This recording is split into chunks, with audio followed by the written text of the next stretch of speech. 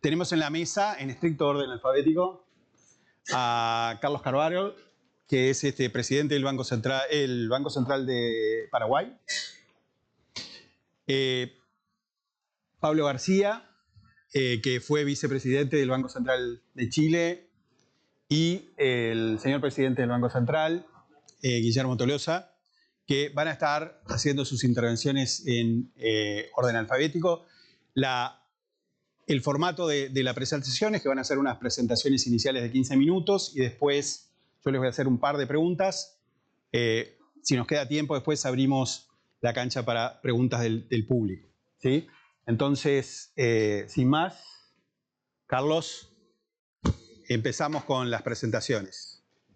Bueno, antes que nada, muchas gracias, Gerardo, por la presentación y por moderar el evento. Al presidente Tolosa, gracias por la invitación a participar de esta jornada de economía tan prestigiosa. Realmente es para mí un honor y estar en esta institución tan importante, digamos, para el Uruguay. Es realmente algo que me pone muy contento. También compartir con Pablo García, digamos, esta charla es también un honor. Así que muchísimas gracias. Muy buenas tardes a todos. Bueno, y vamos ya directo a los bifes, como se dice acá, ¿verdad? En el Río de la Plata. Bueno, metas de inflación en Paraguay. El Banco Central de Paraguay inicia el esquema de metas de inflación de forma experimental en el año 2004, en forma formal, digamos, abierta y ya instaurada como una política, como la política monetaria del Banco Central en el año 2011. Y realmente el impacto, digamos, en términos de resultados han sido notables, digamos, si uno mira lo que ha sido la historia de la inflación antes y la historia de la inflación después, digamos, de la implementación del esquema de metas de inflación. Por supuesto, digamos, en todo ese proceso también hay que hacer referencia, digamos, a un continuo proceso de fortalecimiento institucional, que la efectividad del esquema de meta de inflación no puede ser entendido fuera, digamos, de ese proceso. No sé cómo se cambia acá, Gerardo, con esto, ¿verdad? Sí. La frente por un lado y por otro. Ahí está. Bueno. Y ahí, poco lo que comentaba puede ser visto ahí en el gráfico. Paraguay tiene una historia de relativa estabilidad nominal, pero previo, digamos, al 2004, que cuando se comienza el esquema de forma más experimental, teníamos una inflación altamente volátil, con alguna persistencia también, digamos, pero más que nada altamente volátil. Una inflación, si bien no tuvimos nosotros nunca procesos hiperinflacionarios en el país, si nosotros tomamos el promedio del 60 al 2003, teníamos una inflación por encima del 12% en promedio. La inflación más alta registrada en ese periodo fue en el año 1990, llegó a 44%, es decir, nunca tuvimos episodios súbitos, digamos, de inflación muy alta, pero sí una inflación con alta volatilidad, como podemos observar ahí, digamos, ¿no? Y eso puede ser entendido, o eso es entendido por diferentes circunstancias. Una de ellas es porque, bueno, nosotros durante ese periodo teníamos una relativa debilidad institucional, de institucionalidad económica, de institucionalidad en general, pero de institucionalidad económica también en particular. No teníamos anclas, digamos, relevantes ni para el fisco, digamos, ni para en general el ámbito, el aspecto monetario. Y teníamos un esquema, digamos, de agregados monetarios. Como ustedes saben, un esquema de agregados monetarios de alguna forma es de difícil aplicación cuando la demanda por dinero es relativamente volátil, digamos, inestable. Y eso limitaba mucho la efectividad del instrumento. Es decir, un esquema de relativa habilidad institucional más un esquema, digamos, de agregados monetarios que era poco eficaz, digamos, en el control de la inflación. Entonces, habían diferentes motivaciones para el cambio, ¿verdad? O sea, básicamente la volatilidad de la inflación, la dificultad del instrumento para controlar la inflación, el éxito del esquema de metas de inflación en otros países que en ese momento lo estaban aplicando. Entendíamos que ese era el marco más adecuado para la política monetaria en el país.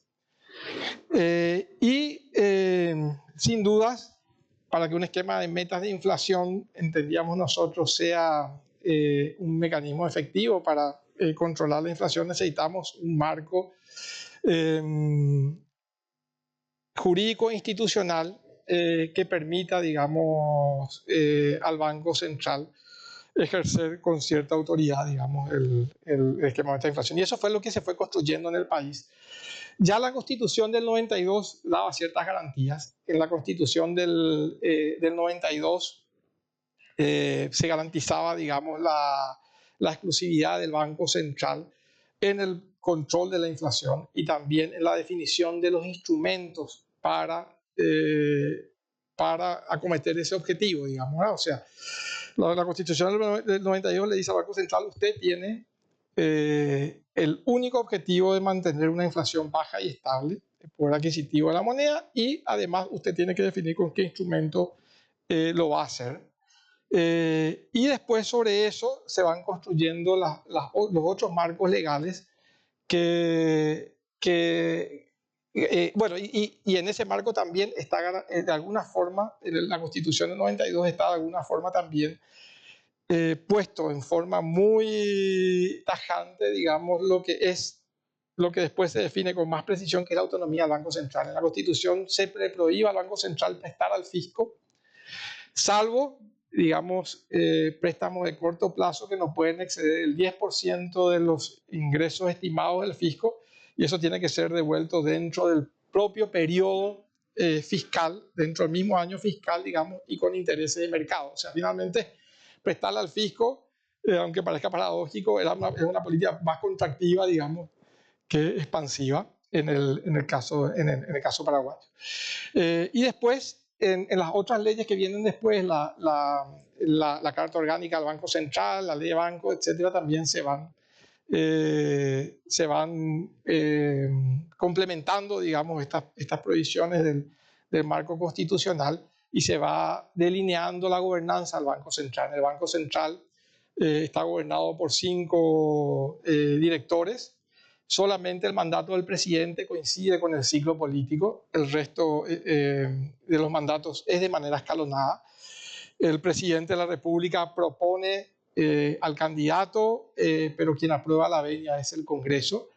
Y ningún miembro del directorio del Banco Central puede ser removido, a no ser por juicio político con causa fundada. La historia muestra, digamos, que en el Paraguay es más fácil sacar un presidente de la República que un miembro del directorio del Banco Central, digamos. Entonces, esa es una cuestión realmente importante.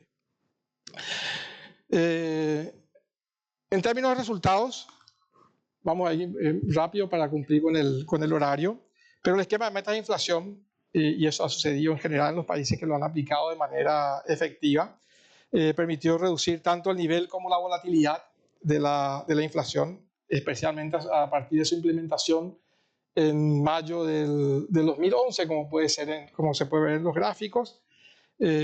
También disminuir la persistencia de la inflación, y como ustedes saben, digamos,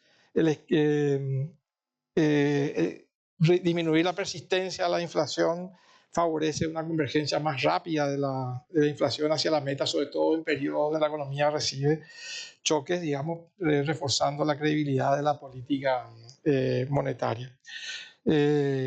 Como sabemos, contar con una noción de persistencia es relevante para el manejo de la política monetaria.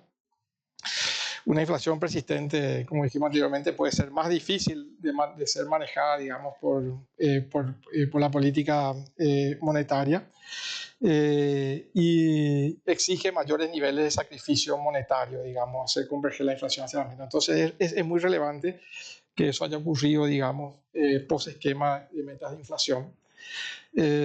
También el efecto traspaso de la inflación ante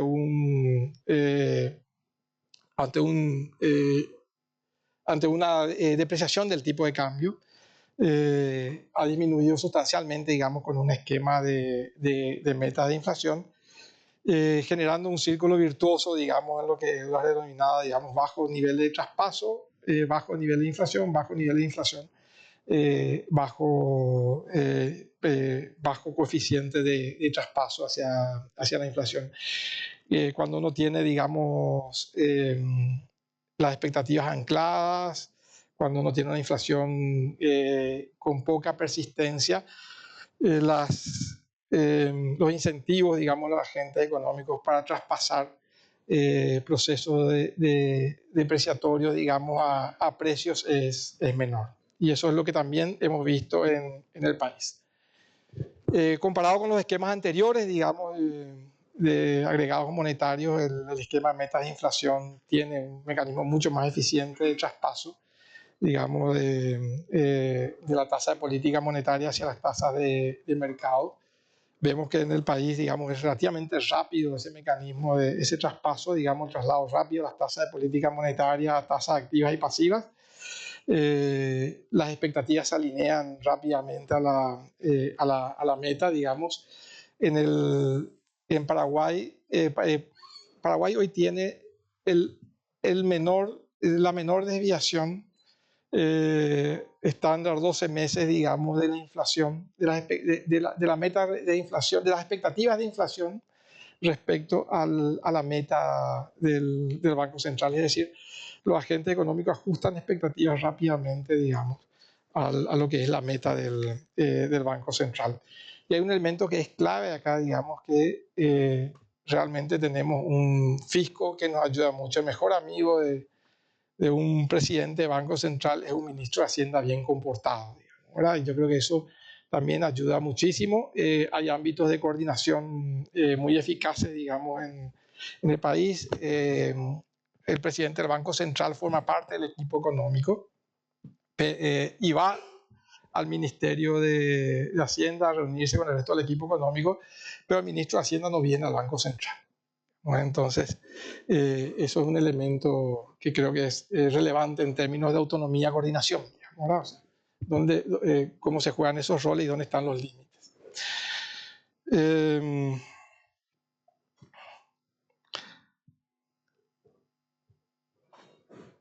Lo que hemos visto, ya siguiendo, digamos, con el enfoque del comportamiento de inflación, digamos, en términos de meta, lo que uno puede ver, digamos, lo que hemos visto en el país es que las condiciones institucionales que mencionaba anteriormente, la efectividad, digamos, en instrumentos de meta de inflación, lo que ha generado es una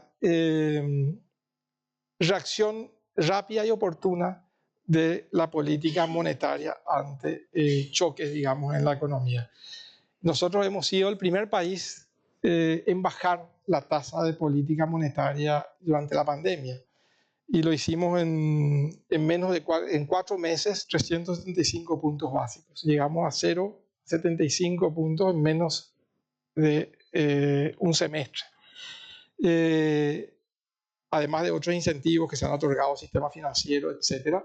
Y cuando la inflación alcanzó, digamos, su peor momento desde la aplicación del esquema de meta de inflación, que fue allá por el primer trimestre del 2022, cuando la inflación alcanzó 2 dígitos, cerca del 12%, el Banco Central solo tuvo que subir su tasa de política monetaria 8,5% para ver, digamos, una reacción y una convergencia rápida, como puede ser vista en el gráfico, de la inflación hacia lo que era la meta en ese periodo de 4%. Es decir, en abril tuvimos 11,8% de inflación y ya en el primer semestre del año 2023 la inflación estaba moviéndose en torno a la meta, ¿verdad?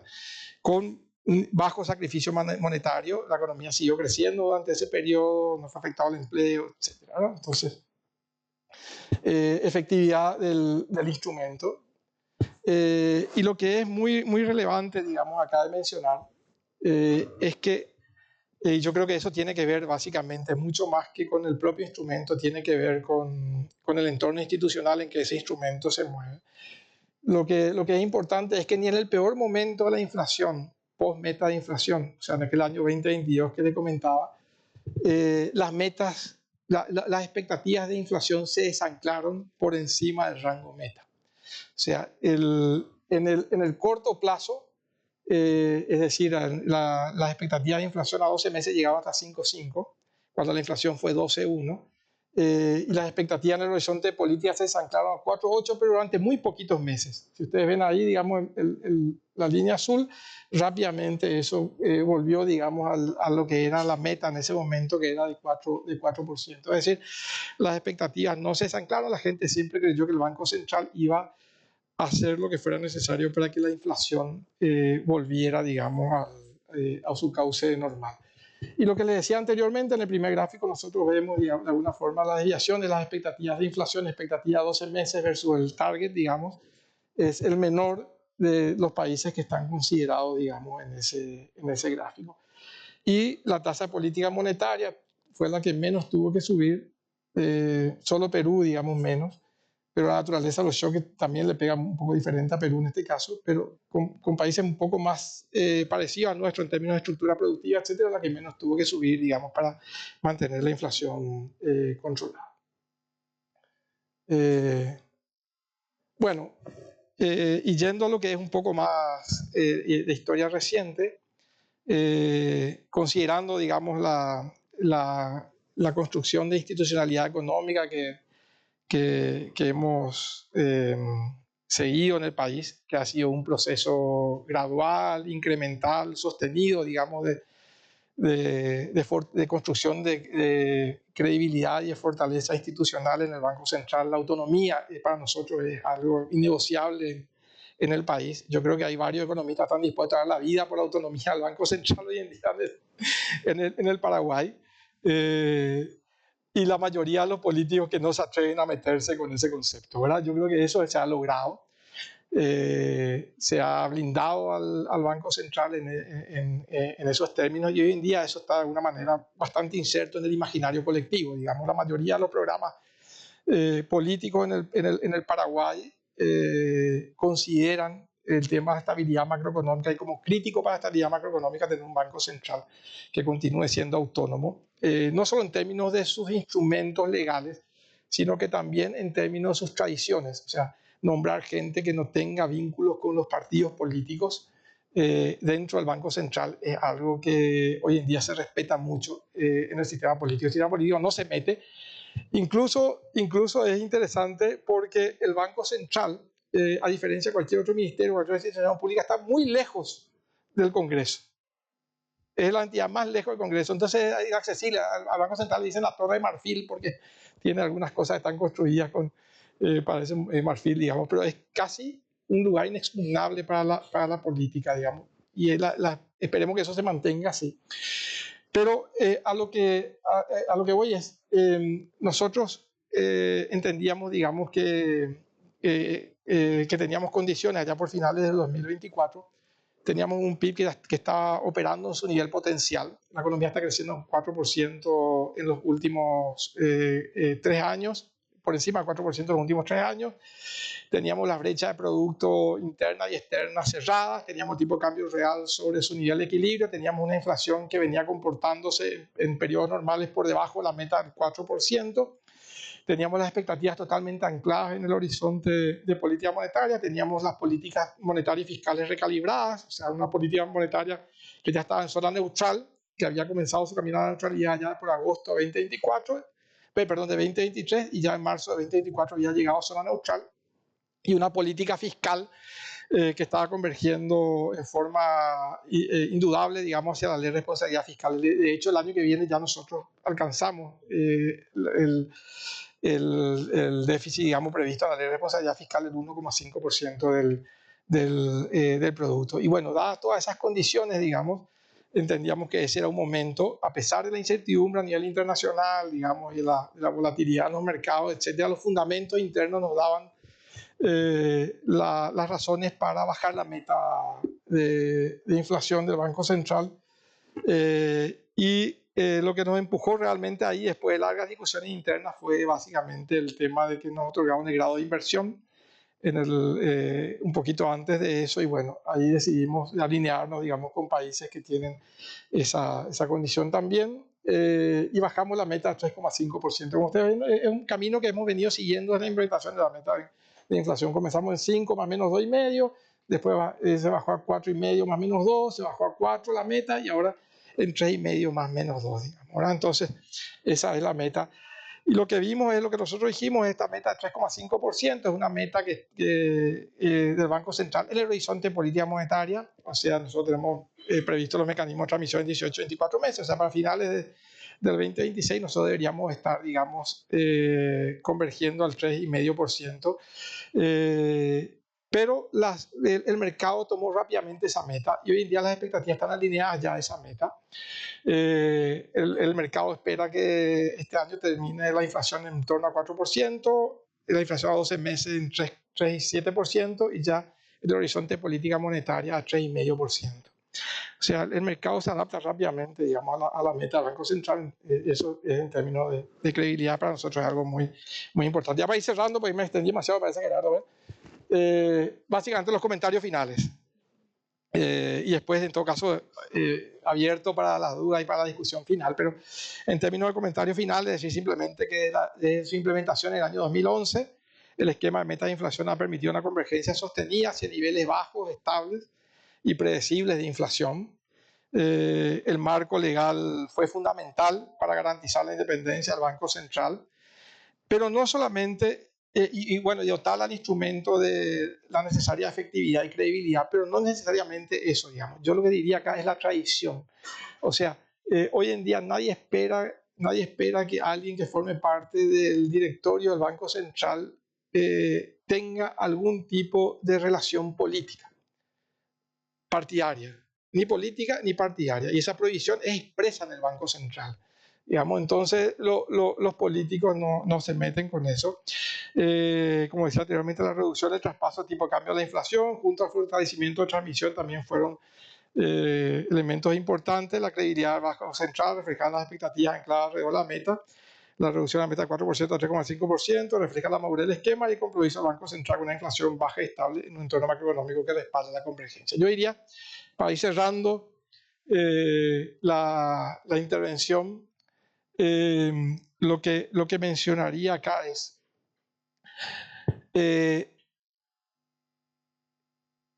mi país tiene enormes desafíos en todas las áreas, en el área social, en el área política. Creo que donde mejor estamos en el área económica. Tiene enormes desafíos de construcción de institucionalidad en casi todos los sectores, pero también ha pagado la institucionalidad económica, que para nosotros es algo que vale la pena destacar. Si uno toma el año 2002 como punto de partida, yo suelo tomar ese año como punto de partida porque me acuerdo muy bien, estaba trabajando en ese momento en el Ministerio de Economía, entonces recuerdo bastante. Pero en el año 2002, mi país tuvo default selectivo. Nosotros nos atrasamos en el pago de la deuda interna, la deuda externa y en el pago de salarios de los funcionarios públicos. Teníamos un proceso de esta inflación fuerte, digamos una inflación que estaba por encima del 12% y recesión económica, y teníamos niveles de pobreza que estaban cercanos al 60%, 57,1%, básicamente en ese año, con alta crisis política, y veníamos todavía sufriendo los embates, digamos, de una crisis financiera que se había suscitado recientemente en el país. Ese era el mecanismo. Yo suelo decir, no tengo evidencia porque estoy lejos de ser politólogo, pero creo que el sistema político, digamos, dentro de su función de producción, no internalizó el tema económico porque lo veía de altísimo riesgo político. Entonces le dejaron la cancha a los técnicos. Se firmó un acuerdo stand-by con el Fondo Monetario Internacional. El país pidió en ese momento que las condiciones sean duras, importantes, y ahí se comenzó el camino de construcción de institucionalidad económica. Varios años después tenemos una economía dinámica, creciendo básicamente siempre muy cercano a ese nivel potencial. Ese es un desafío, cómo aumentarlo, pero creciendo muy cerca del nivel potencial, funcionando en general, más allá de los choques en equilibrio, con una economía, digamos, que donde los precios son buenos transmisores de información y la lectura de los agentes económicos, la naturaleza de los shocks, por lo general es la correcta, por eso los shocks suelen ser de carácter bastante transitorios, digamos, con inflación controlada, con un banco central independiente, y los indicadores demuestran eso, crecimiento del 4%, una inflación en el entorno, digamos, del 4% ahora, pero está choqueada, digamos, en general, pero yo creo que la inflación, si uno mira los niveles subyacentes de inflación, está más cerca del 3,5% que 4%. Y un nivel de pobreza que ha bajado, digamos, al 19%, del 57% que era 20 años atrás. Y sin reformas muy relevantes, clave en otras áreas que no sea básicamente en esta de construir instituciones económicas fuertes que tengan como objetivo la estabilidad económica y la prudencia en el manejo fiscal y monetario. Entonces, yo quedaría por acá y le daría ya el espacio a otros, de seguro tienen cosas muchísimo más interesantes que yo. Muchas gracias, Carlos. La verdad, muy interesante. Vamos a pedir que vengan a prender la pantalla de adelante, que la sí. apagada, que a Carlos no lo afectó porque tiene su propia Tengo acá, de referencia, pero hombre precavido. Al resto de los panelistas le va a generar un poco de dolor de cuello, claro. ¿No? Así que vamos a arreglar ese tema, y la verdad que visto digamos, en una mirada histórica de aquellos de nosotros que estamos en esto hace mucho tiempo, los números que nos contaste, Carlos, son números muy esperanzadores, y la verdad dan para felicitarlos por el recorrido que han llevado adelante, que no debe haber sido fácil tampoco, pero ya nos contarás. Nos toca ahora pedirle a Pablo que nos haga su presentación. Vamos a partir ya, si no... Sí. Rodrigo es la misma persona que va a poner tu presentación, o sea que okay. Partimos sin la presentación.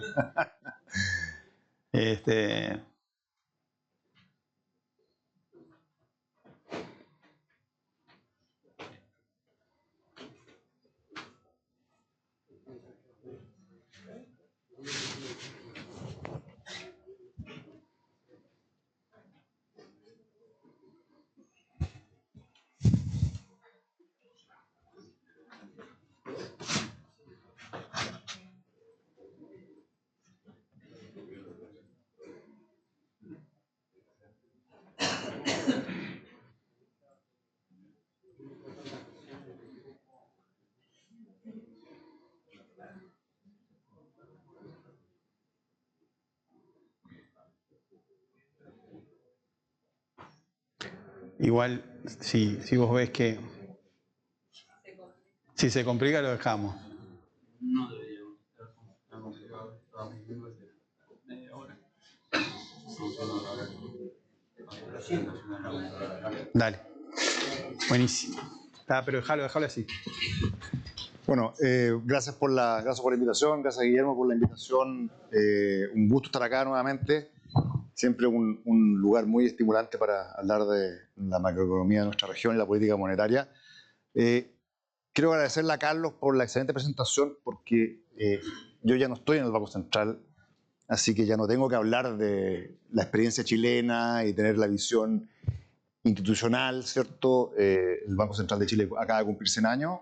Yo pasé un cuarto de esa vida en el Banco Central, pero la presentación de Carlos es muy inspiradora en el sentido de que varias cosas que se mencionan, en realidad Chile también pasó por esas, en términos, por supuesto, en otros momentos, en los timings, pero en realidad es una buena lección de también lo que ha ocurrido en Chile.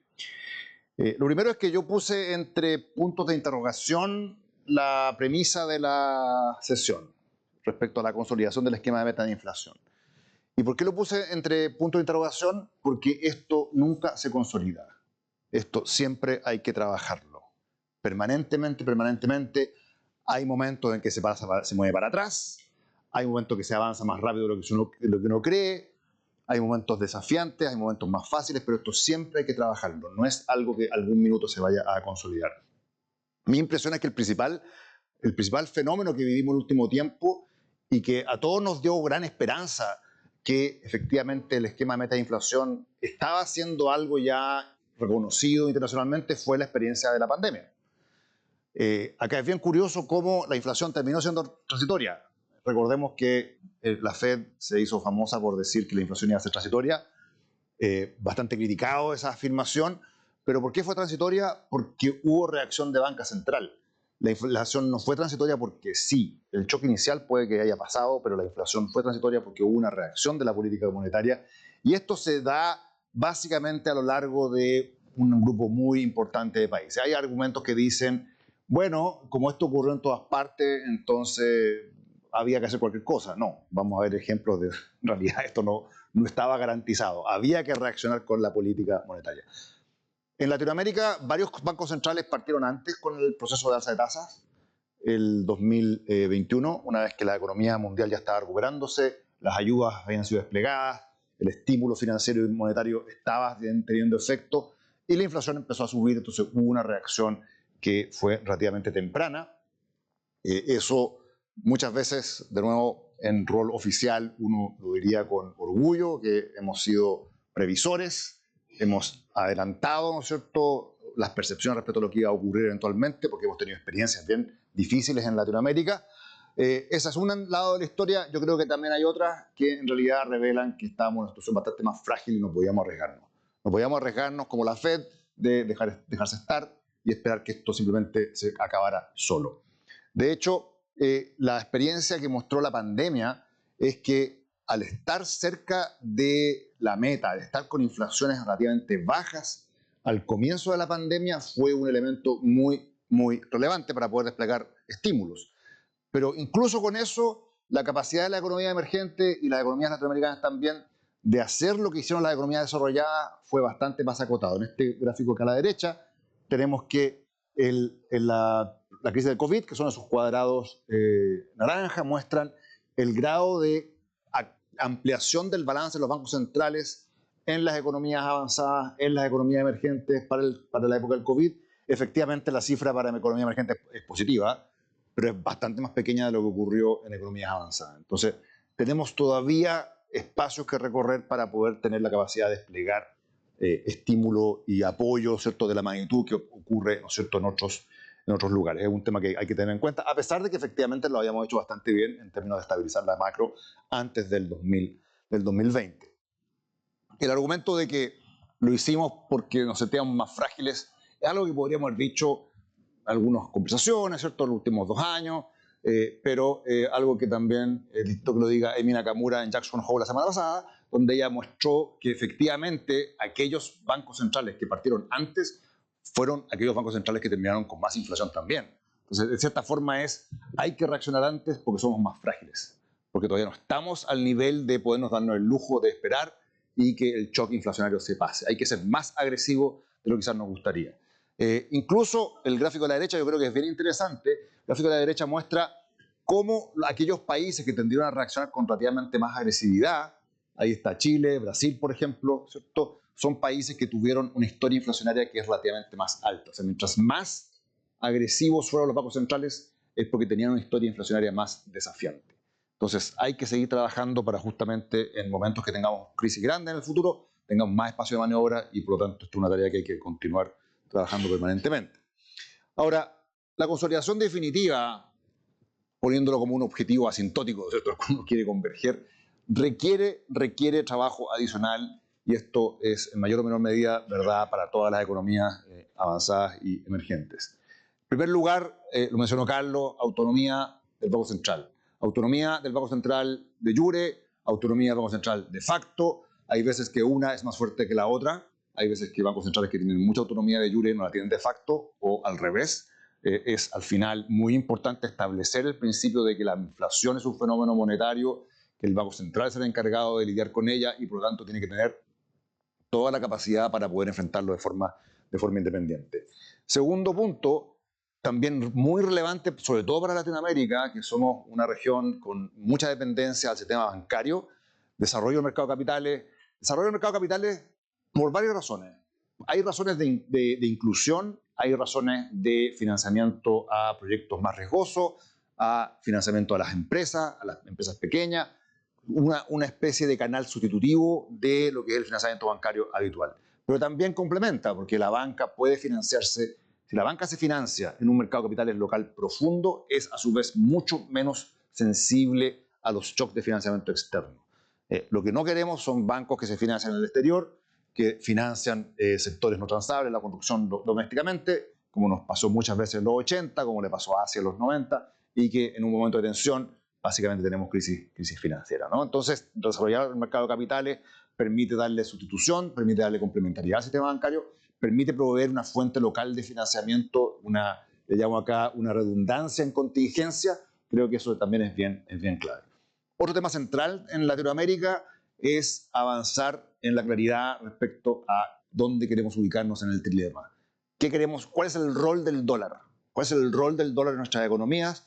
Y hasta qué momento podemos empezar a movernos hacia dolarización o no dolarización, ¿cierto? ¿Cuál es el rol que tiene en el dólar en nuestras economías bimonetarias, ¿cierto? Acá creo que la evidencia es que si uno no es claro respecto a este mundo, en algún minuto te van a forzar la claridad y ahí vas a terminar con problemas de tensión financiera. En cuarto lugar, esto quizá un poco más controversial, ¿ya? Lo fiscal siempre es importante, pero nunca es suficiente.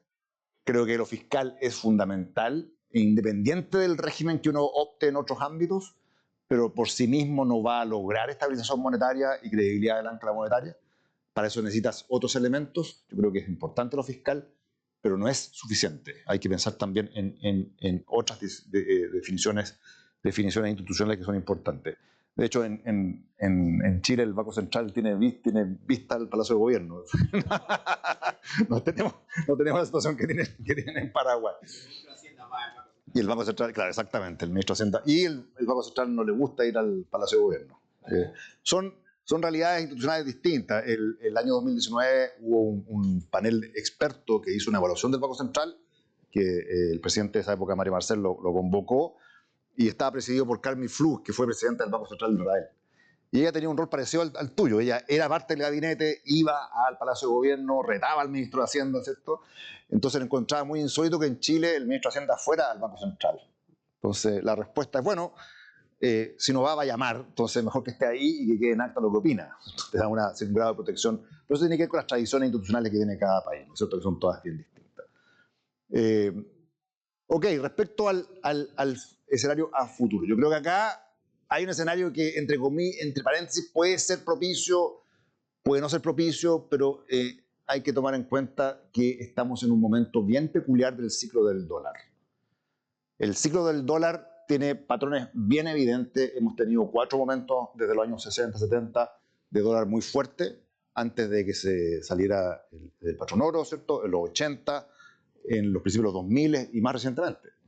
Pero lo que uno observa es que, bueno, estas cosas no duran para siempre. Entonces, quizás lo que estamos viendo más recientemente este año es que estamos en el inicio de un ciclo de debilitamiento global del dólar. Eso son buenas noticias para Latinoamérica. En general, esto lo aprendí de Aldo Lema, en general los momentos de debilidad del dólar son momentos fuertes para los commodities, son momentos fuertes para nuestras monedas, condiciones financieras más laxas, pero están llenos de peligro, porque la plata dulce es veneno, ¿cierto? Entonces hay que tener mucho cuidado de gestionar un proceso de debilitamiento del dólar que puede venir en los próximos años. Esa es una primera razón que creo que hay que tomar en cuenta hacia adelante. Segundo, bueno, las modas a veces pasan, y quizás esto de la autonomía del Banco Central es una moda que va a pasar si es que el corazón de la institucionalidad monetaria del mundo, que es la Fed, deja de ser autónomo. Uno escucha ahora, ¿no es cierto?, el último episodio donde Trump quiere sacar a Lisa Cook de la Fed. Ocurre que si Lisa Cook sale, va a ocurrir que el comité de la Reserva Federal en Washington potencialmente va a tener una mayoría de 4-3 de personas más proclives políticamente a Trump, y que pueden básicamente eliminar o rechazar los nombramientos de gobernadores regionales.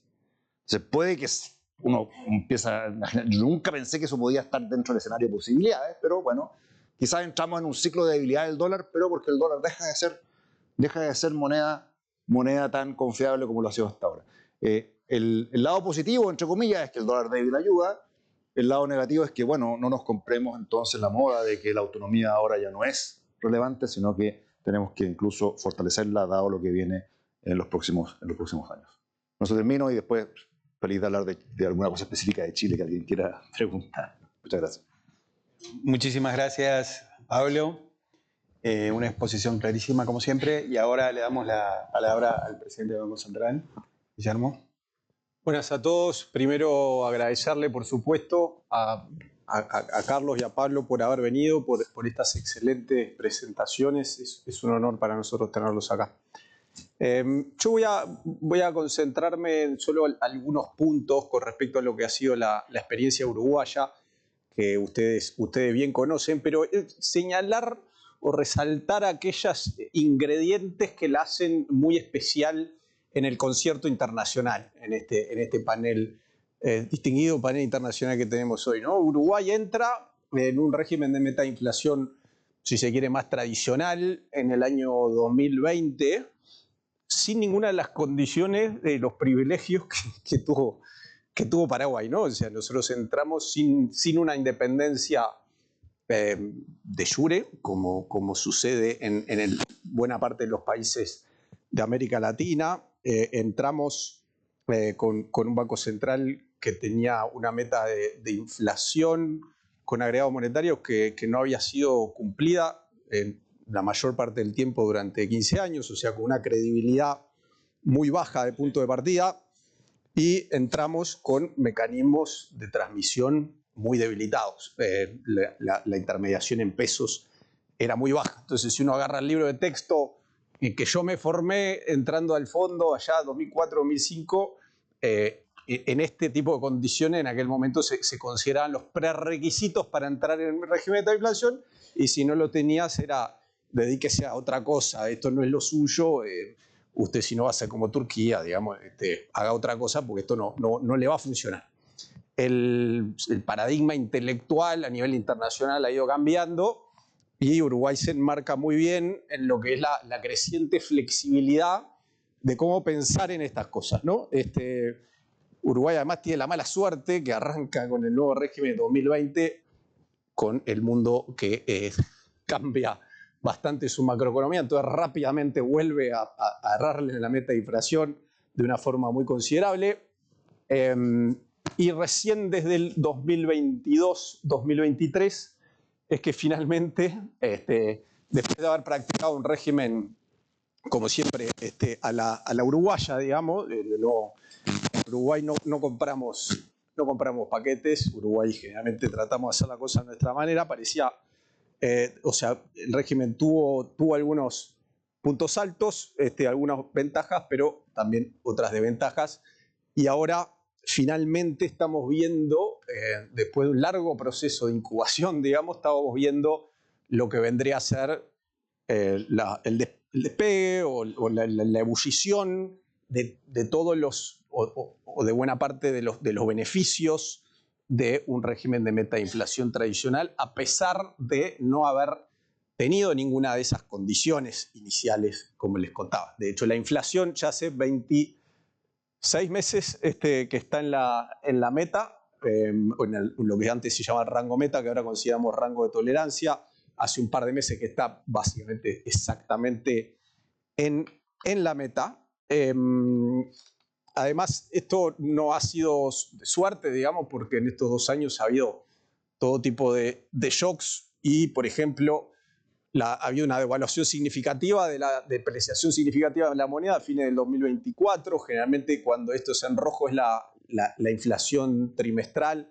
Cuando en Uruguay teníamos momentos de depreciación fuerte, como fue el de 2024 en nuestra historia, eso generaba picos de inflación. O sea, la inflación miraba básicamente, la vez pasada dije, era como la novia, ¿no? de la depreciación, iban a todos lados juntos, digamos, y llega un momento que se produce la separación, donde la inflación adopta una dinámica propia, que empieza en fines de 2023 y en este último episodio de 2024 vemos que tenemos una depreciación considerable de 15%, esto en el eje están los valores trimestrales, y la inflación apenas reacciona. O sea, por primera vez tenemos este cambio de foco, ¿no? Donde la inflación generalmente, simplemente los formadores de precios seguían lo que pasaba con el tipo de cambio muy de cerca, por más que nosotros tratábamos de llevar adelante este régimen de meta de inflación a la uruguaya,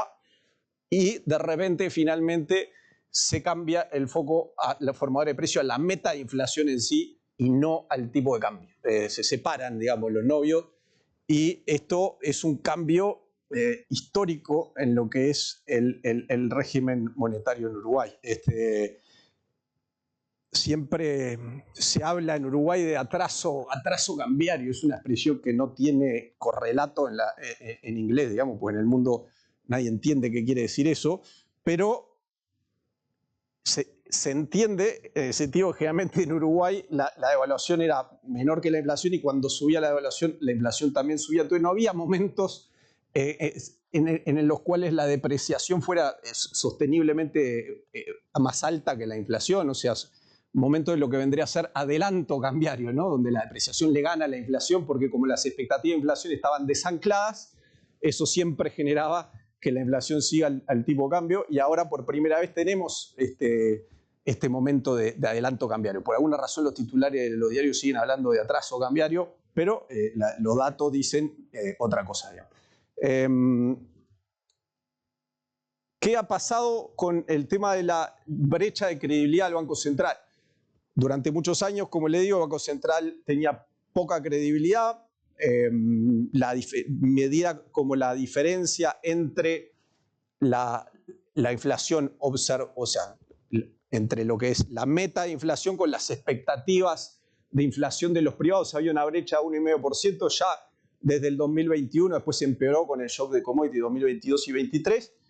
El año pasado entramos con esa brecha de 1,5 que se mantenía masivamente estable, y en los últimos 3 meses esa brecha está colapsando, pasó de cerca de 1,5 a ahora 0,4%, medida para analistas y operadores de mercado financiero. Digamos, es una caída de brecha de 60-70% en solo 3 meses. Se supone que la credibilidad en todos los ámbitos de la vida se pierde rápido y se regana muy lentamente. Acá está pasando algo distinto, digamos, lo cual creemos que es histórico.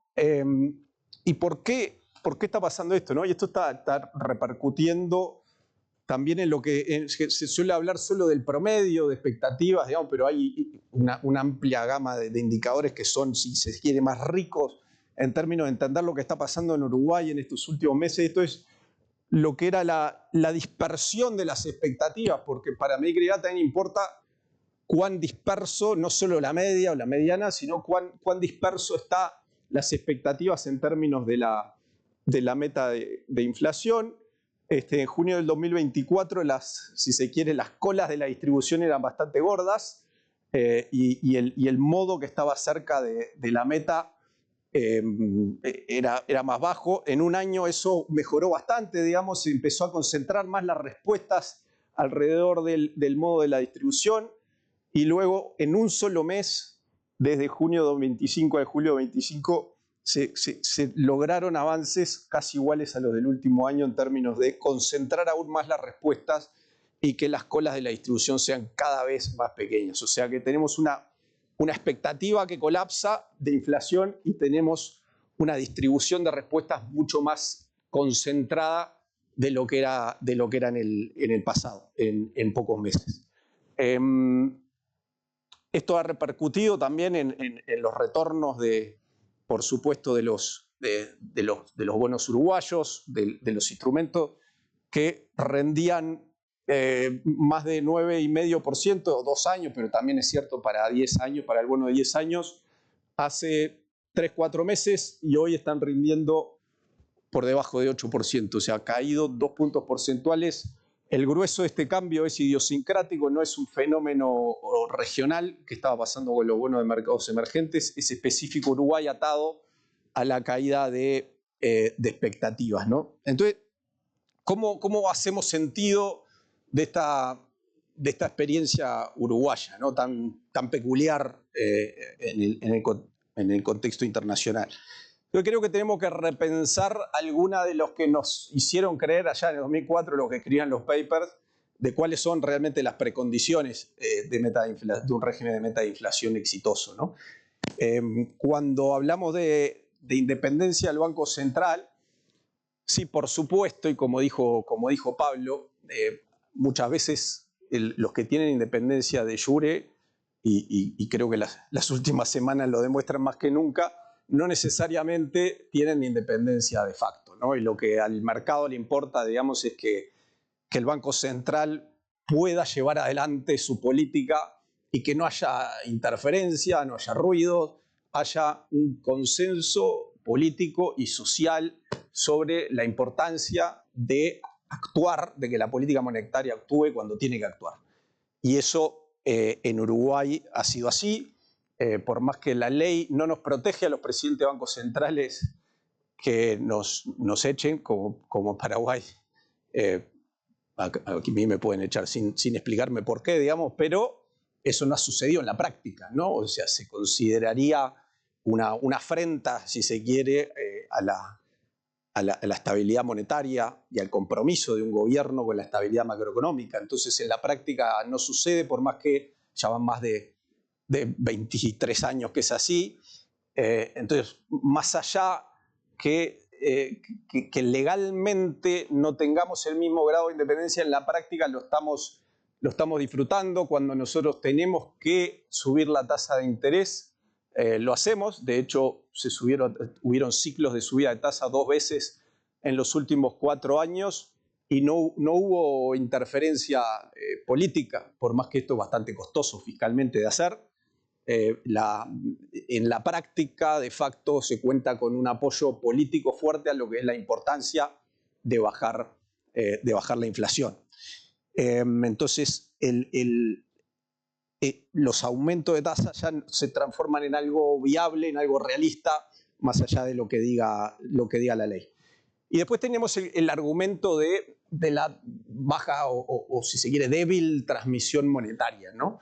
Entonces, con esto en Uruguay había mucha inseguridad, digamos. O sea, decían por allá 2020, no, la tasa de interés como instrumento de política monetaria realmente con la intermediación financiera en pesos que tenemos tan baja, no lo van a lograr, por favor no lo hagan.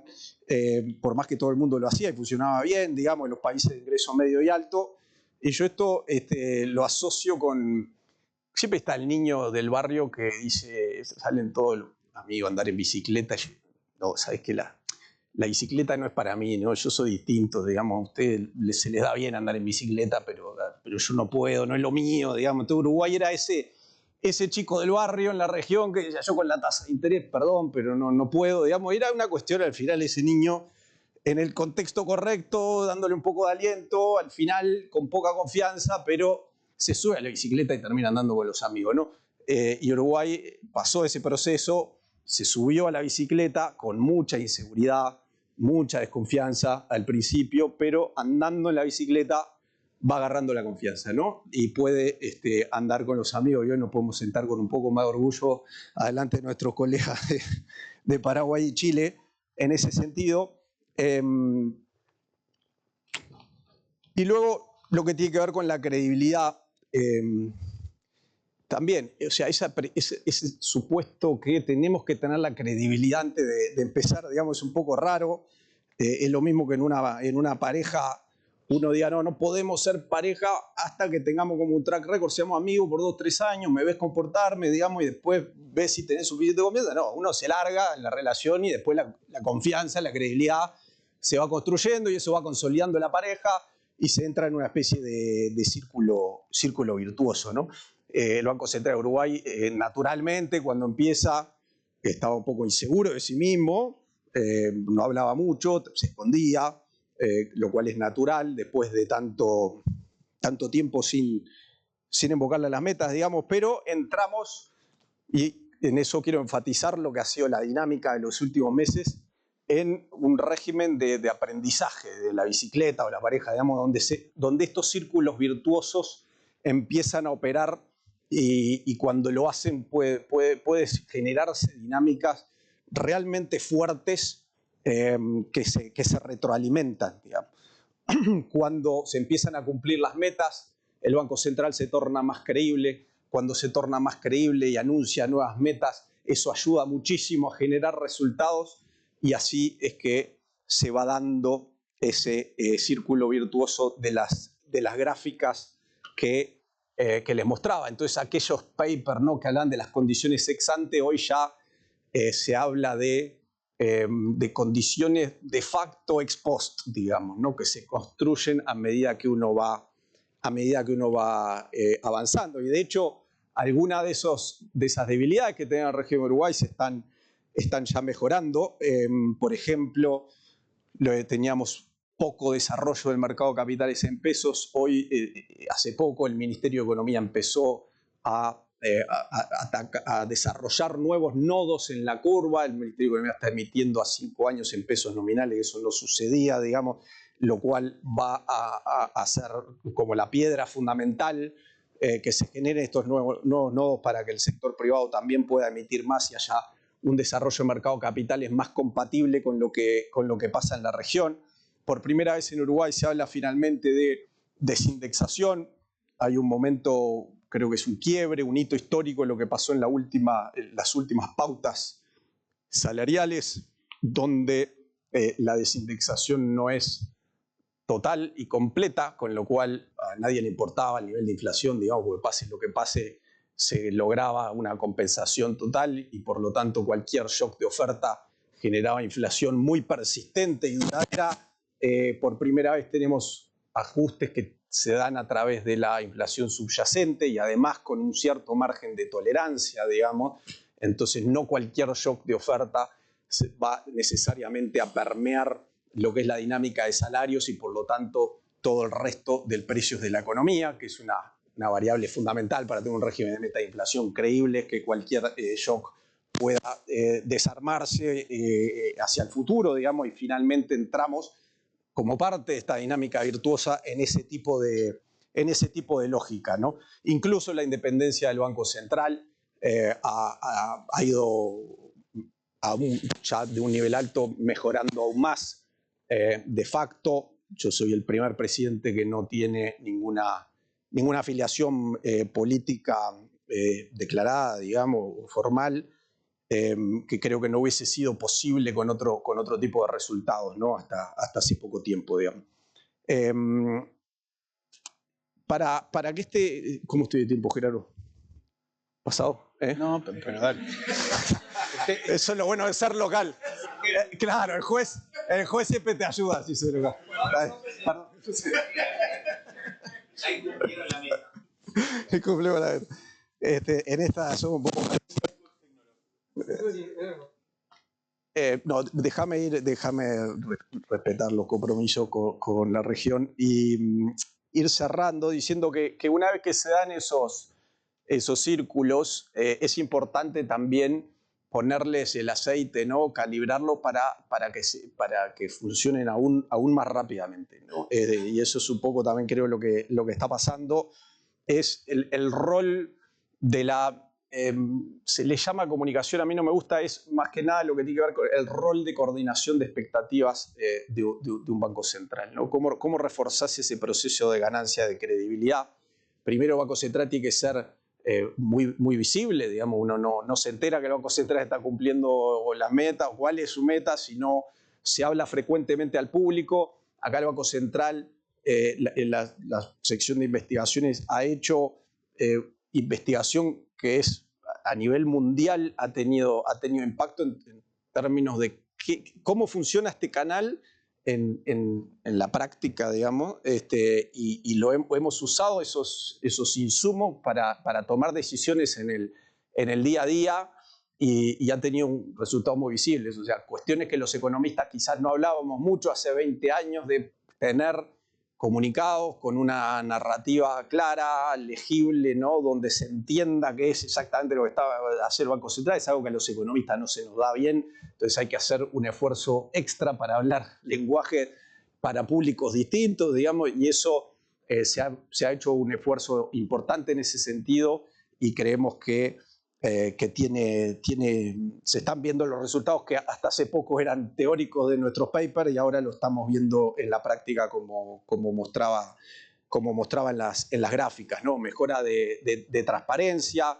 El Banco Central de Uruguay publica todo su proyección de tasa de interés de política. Esto no es particularmente popular en muchos bancos centrales del mundo porque sienten los bancos centrales que eso de alguna forma los ata, ¿no? Lo que hace en el futuro. Nosotros publicamos absolutamente todo lo que hay detrás de nuestras proyecciones, incluida la tasa de política monetaria. Tenemos un informe de política monetaria que es el primer nivel mundial en términos de cuánta información y cuántos pronósticos. La calidad de nuestros modelos hace 2 o 3 años que el Banco Central sistemáticamente es el mejor de todos los que proyectan las variables macroeconómicas, es el mejor pronosticador, digamos.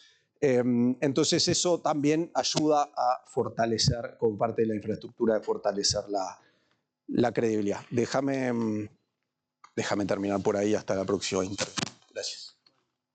Muchas gracias. Yo tenía unas preguntas, pero se han ido tocando a medida que hemos ido avanzando. No quiero privar al público de la posibilidad de hacer a su vez preguntas. Mientras esperamos el micrófono, las repito por si alguien quiere comentar. Levanten la mano, por favor, para hacer preguntas.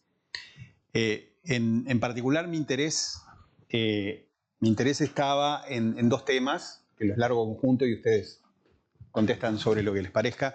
Uno es este tema del perfeccionamiento de la relación con el Ejecutivo, la independencia de jure, digamos.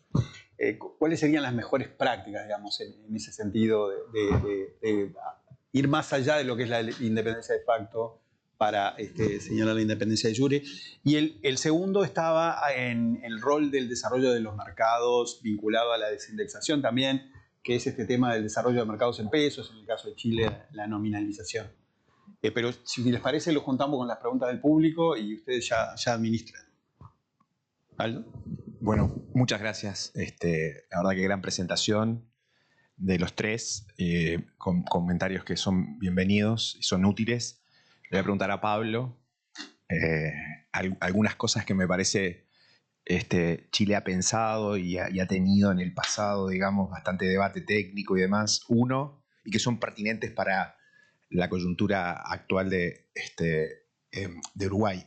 La primera es, si tuvieras que definir una meta de inflación razonable, en Uruguay hubo una larga historia que se creyó que el óptimo era 8%, hoy se ha fijado un 4,5%, pero todo indica que debería ir una inflación menor de lo que el Banco Central de Chile estudió, evaluó en general para fijar su meta de inflación que definirías, digamos, como razonable. Y lo segundo es, hay un enorme debate sobre los canales de transmisión de la política monetaria en una economía dolarizada. Este es un tema que en Chile en los 80 fue bastante relevante, pasó toda una etapa de 90s y las últimas décadas. ¿Qué podrías concluir de todo ese episodio? Y dado que hay algo, digamos, relativo a esa dolarización, como aquellas medidas de desdolarización más efectivas en un proceso en que se pasó ya hace unas décadas por eso mismo.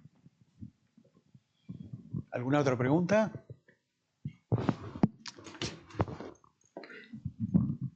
Bueno, primero que todo, muchas gracias por las presentaciones.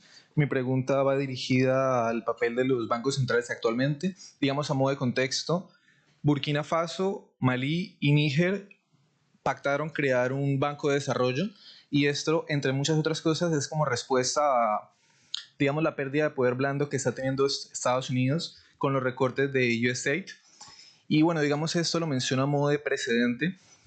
Y sumándome un poco a lo que mencionaba uno de los exponentes respecto a la pérdida de poder que está teniendo el dólar a nivel internacional, la pregunta más bien polémica es, bajo todo este contexto y teniendo en cuenta también el contexto latinoamericano de, a falta de una mejor palabra, que puede ser imprecisa, gobiernos progresistas, ¿podría darse un viraje en el papel de la política monetaria hacia quizás un papel más, y perdónenme la expresión hereje, post-keynesiana, quizás un impulso desde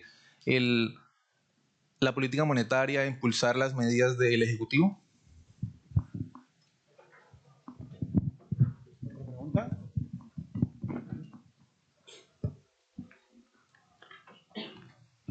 Bueno, Voy a partir de atrás para adelante. Para ser keynesiano hay que ser monetarista. La única manera de tener una política monetaria que permita ayudar al ciclo cuando las cosas están mal es estar convencido de que las cosas no siempre están mal, sino que hay veces que hay que hacer la opción distinta, por ejemplo, subir la tasa. La agenda de desarrollo creo que pertenece al Ejecutivo, al Gobierno, a política de transferencia, de subsidios. El Banco Central es para la inflación. Creo que eso es una distinción que ayuda mucho porque si no nos empezamos a confundir. Y creo que la evidencia de las últimas décadas apoya mucho la idea de que esa distinción, esa división de labores entre el desarrollo y la estabilización monetaria no solamente es útil, sino que es fundamental para que ambas funcionen bien. Respecto a lo que preguntaba Aldo sobre la historia, en el fondo, del proceso de lidiar con la meta de inflación. Mi recuerdo, yo estaba recién llegando al Central en ese minuto, el año 99. Mi recuerdo es que no hubo una gran reflexión sobre la meta de inflación. No hubo una idea de tratar de encontrar cuál era el número óptimo. Porque la política monetaria, finalmente, y la inflación son fenómenos nominales, son estándares, y por lo tanto, una inflación de meta que no fuera similar a la que tienen países similares a ti, ¿cuál es la justificación? Tienes que empezar a encontrar una justificación de que tu país es especial. Rudy Dornbusch solía decir que hay 4 tipos de países en el mundo. Están los ricos, están los pobres, está Japón y está Argentina. Entonces, dejando Argentina y Japón de lado, que son especiales, los países ricos tienen meta de inflación de 2. Los países pobres o de ingreso medio tienen inflación de meta de 3. Y no parece haber mucha razón para pensar que tiene que ser algo muy distinto. Eso fue la reflexión que tuvimos. Hubo una discusión más bien de corte político. En ese minuto el presidente del Banco Central era un poco reacio a dar señales de que la inflación se iba a ir para abajo de forma muy, muy rápida. Así que hubo un acuerdo interno de que la meta de inflación por el año 2000 iba a ser 3,5%, pero de ahí en adelante iba a ser 3%, parejo. Y así estamos hace 25 años. Entonces yo creo que más bien el peso de la prueba está al revés. ¿Qué características de tu país son tan especiales que te llevan a que te quieras tener una meta de inflación de largo plazo? Hay que converger a ella, ¿cierto? Una cosa transicional, por supuesto, pero ¿qué es lo que hace que tengas que tener una meta de inflación distinta a la que tienen países bien parecidos a uno? Hay otro país bien peculiar que es Perú, ¿cierto? Perú es bien peculiar, creo que es bien excepcional. Hay que preguntarse, estudiarlo, ¿cierto? ¿Cómo es posible que tengan inflación tan baja, siendo tan dolarizado, ¿cierto? Hay ciertas características ahí que yo creo que vale la pena estudiar. Pero en general, creo que 3%, una vez a mí me preguntaron, bueno, pero el Banco Central está considerando va a cambiar la meta. Dije, bueno, cuando seamos país desarrollado, industrializado, la vamos a bajar a 2. Ese es el cambio. Cuando seamos como Australia, que quizás nunca, pero... Respecto a la coordinación de facto, yo creo que ese es un punto súper interesante, porque hay una serie de discusiones que se dan en la práctica en la banca central en su relación con el Ejecutivo, más allá de las declaraciones públicas, más allá de las eventuales presiones que puedan ejercerse por los medios, ¿no es cierto?, o los ministros, lo que fuera, que tienen que ver con la gestión financiera. Entonces, lo que en la práctica ha ocurrido es que en Chile hay una prohibición constitucional de financiar al fisco, pero por muchos años el Banco Central emitía deuda propia.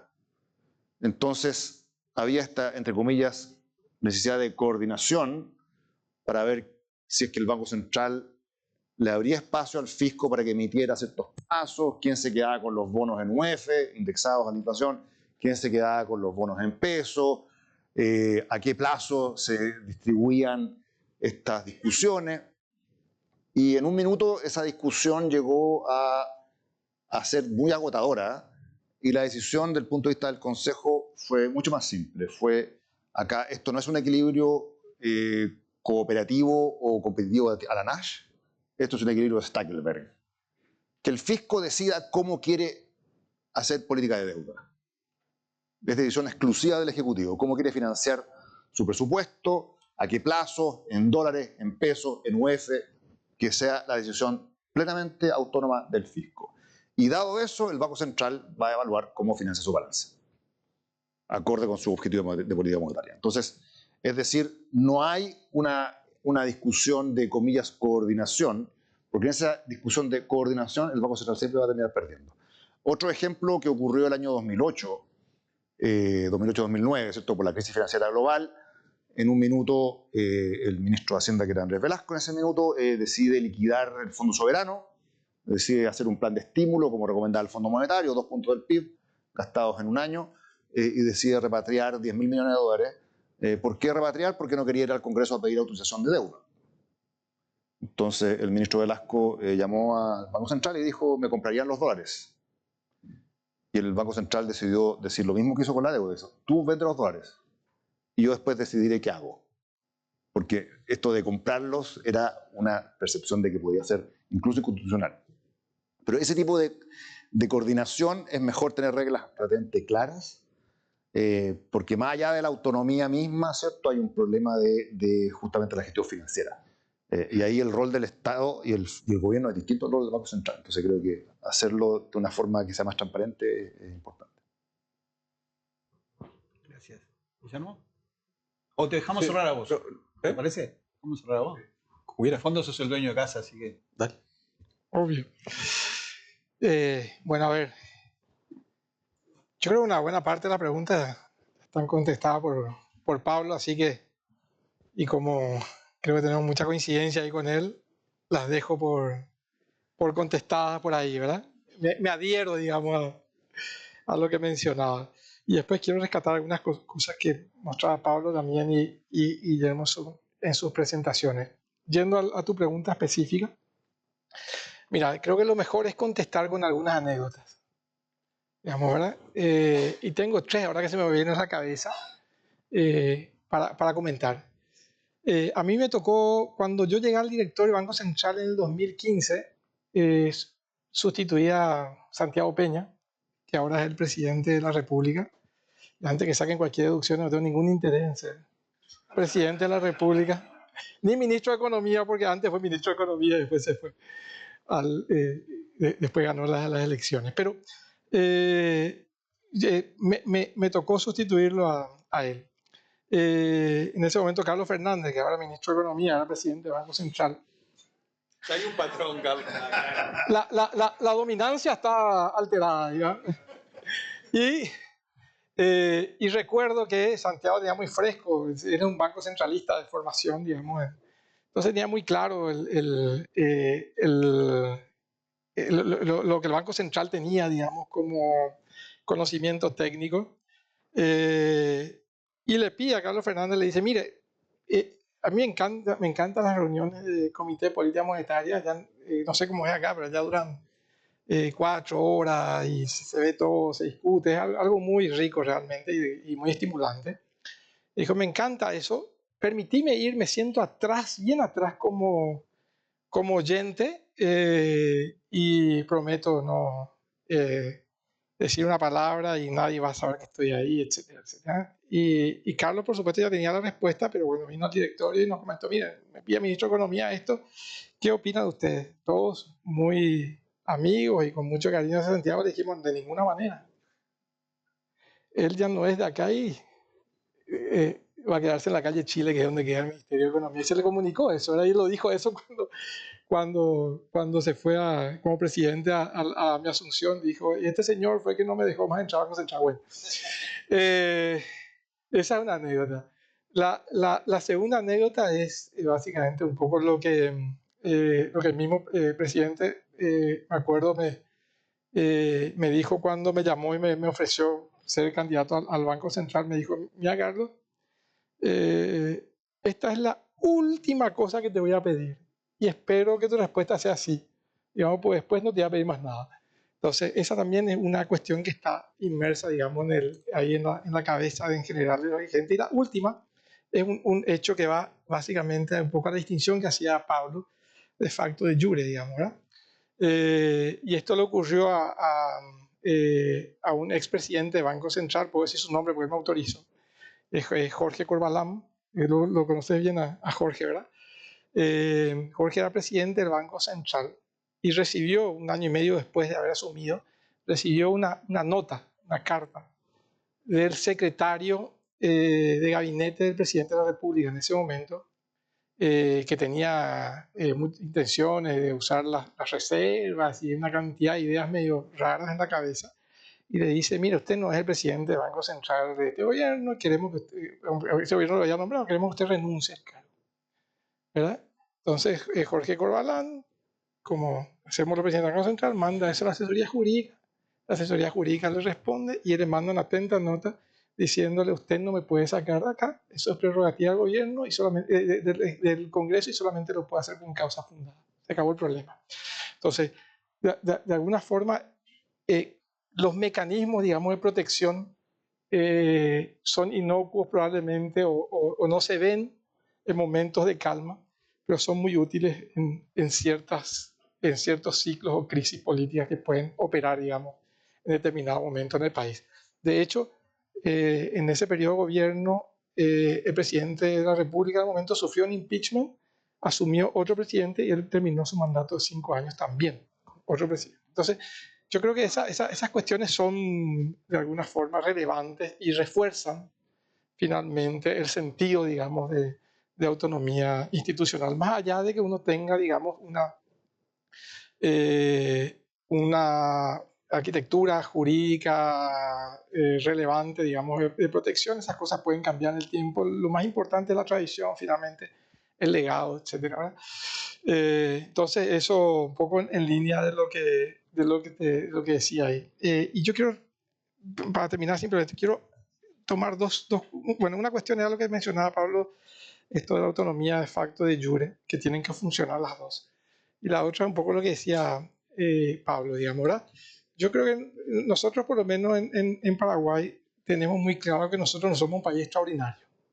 Yo creo que tener esa claridad es algo importante, ¿verdad? No creerse más allá de lo que uno realmente es. Sabemos que somos un país pequeño, hasta irrelevante en el concierto internacional, a veces poco conocido, aunque ahora se está tratando de cambiar esa percepción y todo lo demás. Y como no somos un país extraordinario, tenemos que hacer cosas ordinarias. Entonces, yo creo que ahí el respeto, digamos, por la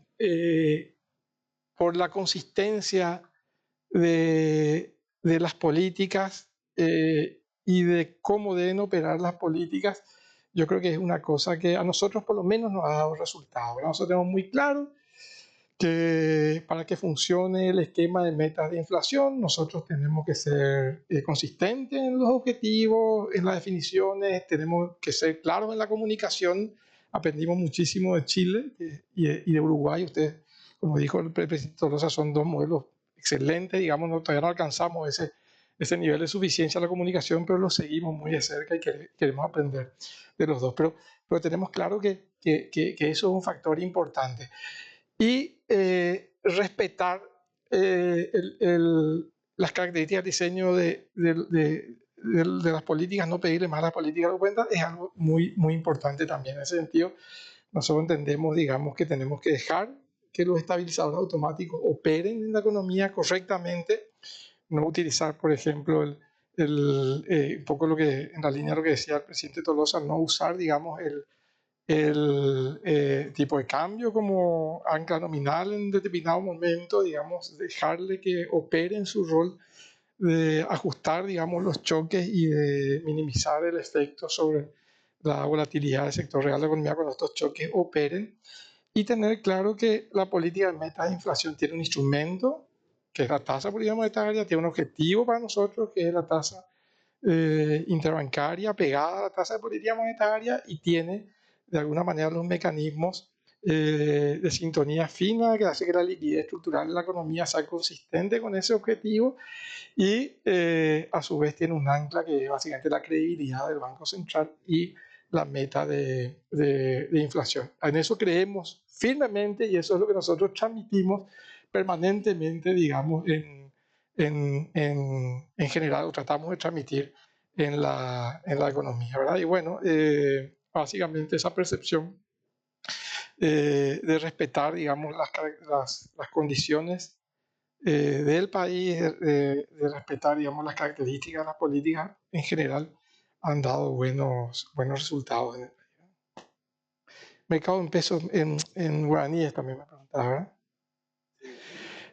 Sí, nosotros ahí hay una larga discusión, inclusive con las calificadoras internacionales tenemos una discusión importante. Nosotros tenemos una economía, al igual que la uruguaya, con altos niveles de dolarización, niveles de dolarización que han ido bajando en el tiempo. Hoy en día, por ejemplo, en términos de depósito y de crédito, tenemos un 47% más o menos de dolarización. Pero el 95% de esos créditos, esos depósitos, pertenecen, digamos, a agentes económicos que tienen ingresos en dólares. Entonces, de alguna forma, no existe un costo elevado, digamos, de quiebra del sistema financiero. Hay un calce muy claro, digamos, en ese sentido. Pero en términos de mecanismos de transmisión, es lo que nosotros en general discutimos con las calificadoras, hay que salirse a veces un poco del marco teórico y de lo conceptual, diciendo básicamente si uno no tiene un mercado de moneda local altamente desarrollado, su política, digamos, monetaria no va a ser suficientemente eficaz. Y nosotros lo que mostramos es que sí es. O sea, tenemos 15 años de política monetaria y los mecanismos de transmisión operan muy bien, digamos, ¿verdad? Y en momentos de alta incertidumbre y alta volatilidad, el mecanismo de transmisión vía expectativas opera de una forma muy fuerte sobre los mercados. Digamos. Entonces, ahí hay un tema también, de que hay una batalla que hay que dar también a veces, tratando de mostrar que muchas veces una cosa es lo que uno esperaría, digamos, de teoría, y otra cosa es lo que ocurre realmente en la realidad. No obstante, nosotros igual estamos en un camino, digamos, de fortalecer los mercados de moneda local. El Ministerio de Economía ha salido a los mercados en estos 2 años.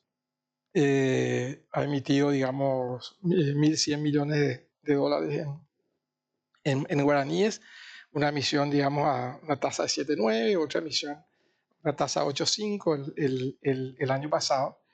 Y también estamos ahora en un mecanismo de fortalecimiento del mercado de capitales a través de una nueva ley que de alguna forma incorpora incentivos adecuados para atraer inversión extranjera. Digamos, o sea, tenemos el apetito de los mercados internacionales, tenemos recientemente el grado de inversión, usted ya lo tiene hace un tiempo, para nosotros es una novedad.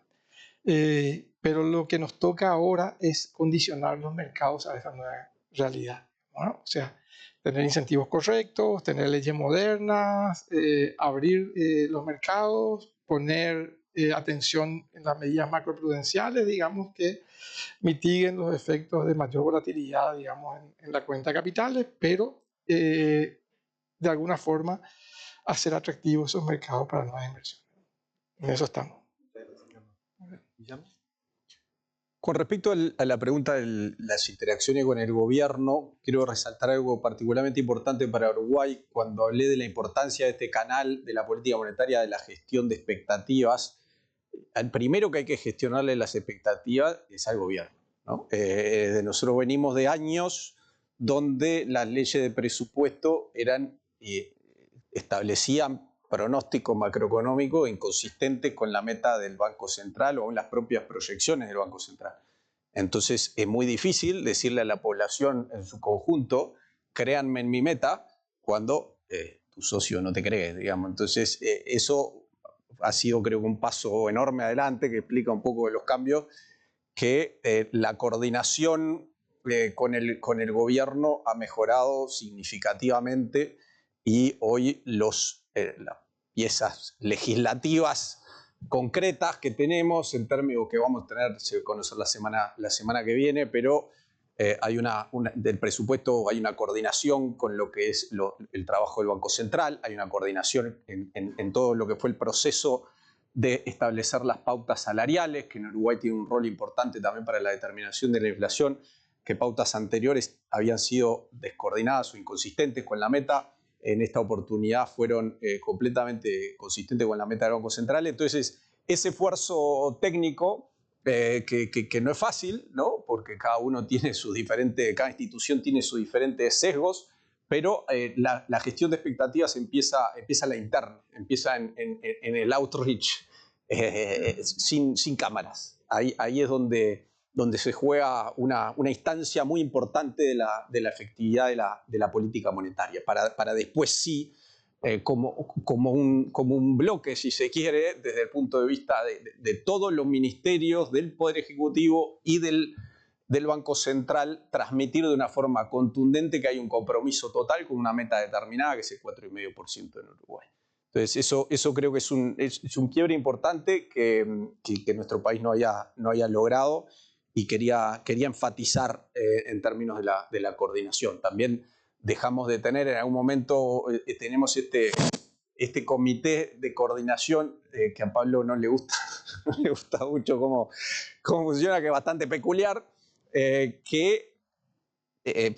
no sé si te llegaste a enterar, me dio un poco de vergüenza contártelo, pero en algún momento se reunía antes del Copom, digamos, o sea, cuando el Banco Central tiene que tomar autónomamente su decisión, y yo no sé qué se conversaba ahí, pero realmente no luce bien. No sé si el ministro venía al Banco Central o dónde sucedía esto, pero no luce bien que una semana antes que se tome una decisión haya una reunión formal con el Ministerio de Economía.